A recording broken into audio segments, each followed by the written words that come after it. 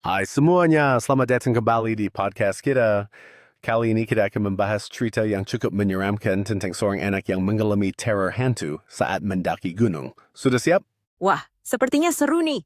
Tentunya gunung itu memang penuh dengan misteri, apalagi kalau kita bicara soal hal-hal gaib. Cerita yang satu ini pasti bakal bikin merinding. Betul banget. Jadi ceritanya tentang Rian, seorang anak berusia 13 tahun yang baru saja ikut klub pecinta alam di sekolahnya.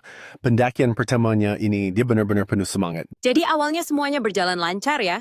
Gunung yang mereka tuju itu memang katanya cukup aman, kan? Tapi pasti ada sesuatu yang berubah di tengah perjalanan. Tepat, pada malam pertama pendakian, kabut mulai turun lebih awal. Nah, saat itu, Rian mendengar suara langkah kaki yang mendekat ke tendanya. Awalnya dia pikir itu teman satu tendanya kan, tapi ternyata nggak ada siapa-siapa di luar sana. Wah, sudah mulai creepy tuh. Suara langkah kaki yang mendekat, terus nggak ada orang di luar. Bener-bener bikin merinding. Tapi ternyata itu belum yang paling seram kan? Iya, yang paling seram itu ketika Rian melihat bayangan anak kecil berdiri di balik pohon. Bayangkan mata anak itu hitam menganga dan kepalanya miring. Langsung deh, Rian panik dan menutup tendanya secepat mungkin. Doh, itu udah kayak adegan film horor. Tapi kabutnya juga mulai membuat suasana semakin mencekam, ya? Suara-suara aneh yang terdengar di malam itu, seperti bisikan dan tawa, pasti bikin Rian makin takut. Betul, dan hal yang lebih mengerikan lagi adalah saat mereka naik ke puncak, Rian mulai terlihat aneh. Dia sering bicara sendiri, tertawa, bahkan marah tanpa sebab yang jelas. Ini jelas bukan Rian yang kita kenal. Nah akhirnya, di pos 4, dia hilang begitu aja kan? Teman-temannya mencari dia dan akhirnya menemukannya di pinggir jurang, menghadap kabut.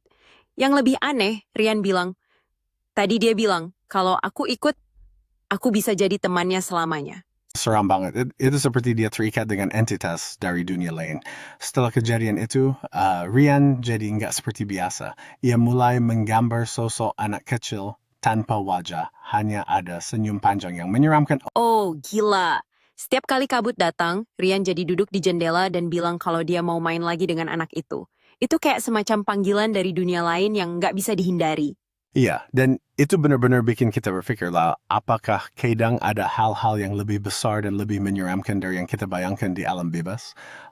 Kalau kabut datang, apa yang kita lihat itu benar-benar nyata. Pertanyaan yang sangat bagus. Gunung itu memang penuh misteri, dan kadang kita nggak pernah tahu apa yang bisa kita temui di sana. Tapi mungkin ada baiknya kita selalu berhati-hati dan tidak mengabaikan cerita-cerita lama yang beredar. Betul, mungkin Rian hanya ingin berbagi pengalaman yang tak terduga ini. Jadi buat pendaki di luar sana, waspadai kabut dan jangan pernah menganggap enteng cerita-cerita tentang hantu.